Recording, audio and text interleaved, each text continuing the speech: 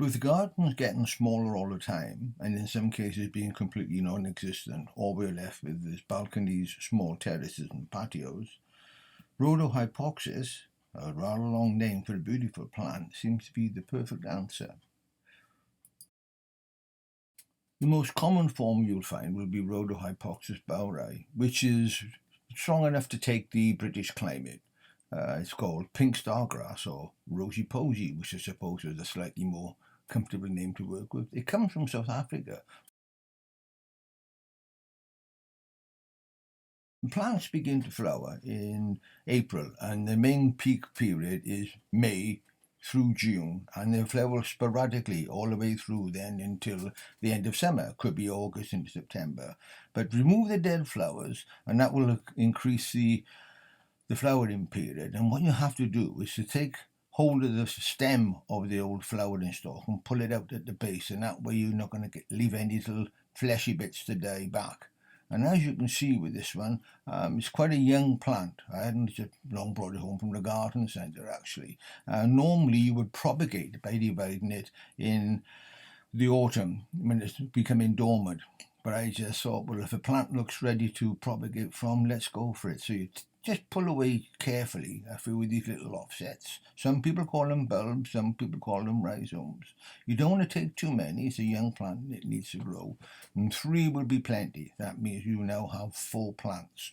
And that can continue all the way through the rest of the season.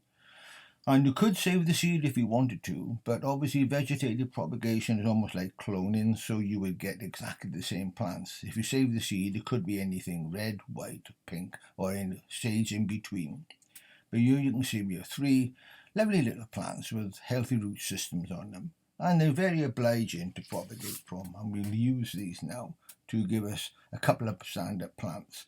They reserve, because you never know with young plants when you bring them in from a garden centre. They've been grown in the best conditions and then they have to sort of tough it out in your garden. I use a regular peat-free compost. Sometimes it will be recommended that you need to use an ericaceous compost, but really the plants don't need it. This is plenty good enough for it.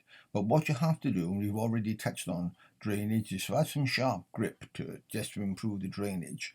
And it will also give the young roots something to push against as they develop in the pot. So just make sure that you stir it in.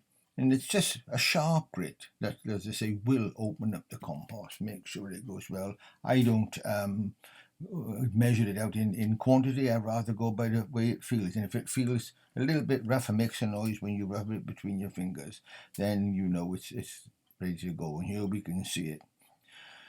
Now the pots you need to loosely fill. Just fill them up, overfill them, and then just give them a little shake, and that settles the compost to just texture that we need. Same again. Remove any lumps that may get in the way. And I say, you can see these pots are quite small to start off with, so we don't want to over pot them at an early stage. So right, we're ready to go now.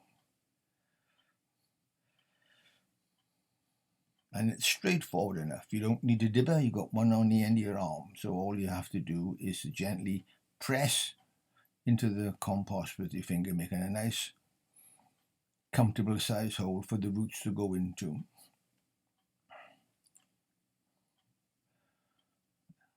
There you are. It sits inside. Gently feed it in.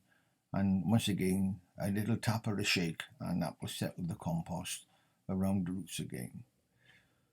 I won't water them immediately. I will usually leave them sit overnight and water them the following day, because there's a certain amount of moisture in the compost itself, and that will begin to attract the roots into it, so it goes with it. So you see, almost up to the second knuckle.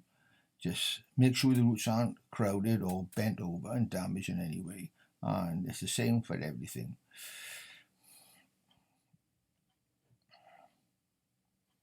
There you are, looking better already. And the final one, here we go. That's it. And I say that's where we leave it nice and soft. It goes in easily. Yeah, off we go. Oh, there you are. There's always the awkward one, I suppose. But it's just go back to the beginning and start all over again. And the results will be the same. Not so much fruit on that one, you will notice, but don't worry, it will quickly respond to being potted on. The plants always want to survive, remember that. And there we are, ready to go. There you are. That didn't cost you anything other than 5 minutes of your time. And you've got 3 plants, which isn't bad. And there we have the mother plant, and here we see the rest of the family.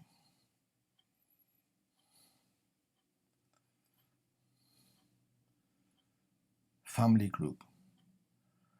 And hopefully they will quickly pick up, but you won't repot the ones that are in the larger pot from the mother plant for another season or 2. So moving on now, you can see what the results of that work will be.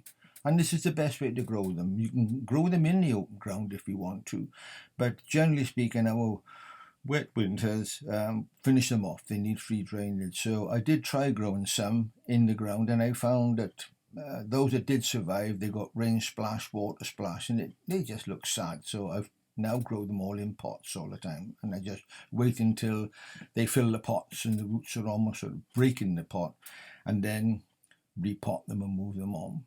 And I say normally you would do this job like we just saw in September, but this is early in the season. The plants are full there, and I just want these plants to grow on and fill this pot.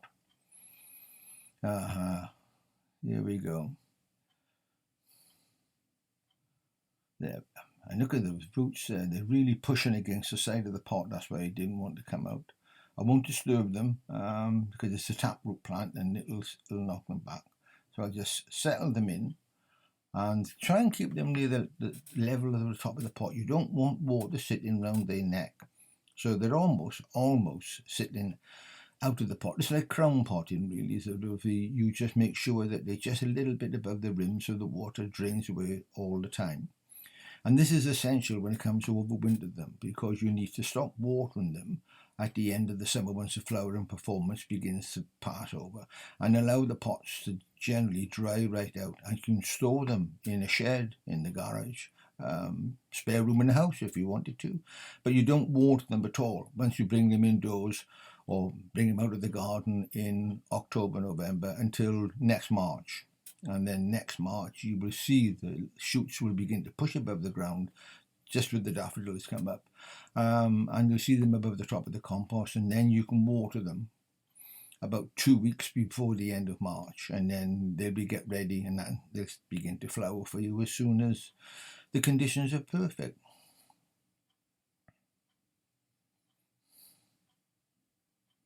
It's a pretty little plant, and I say it's quite tough. It's quite simple. It's just water it in the summer, don't allow it to dry out, and allow it to dry out and don't water it in the winter. What could be simpler? Feeding, yes, you can feed it in the summer, but just give it a very, very weak or quarter strength fertilizer once a month. You wouldn't want to do it no more than twice, 3 times at the maximum during the summer season. And they're grown to more than 15 centimeters, 6 inches tall, and I think they make the perfect plant for a patio, small balcony, or little terrace courtyard garden. Why don't you give them a try? You won't regret it. Diolch, and thank you for watching.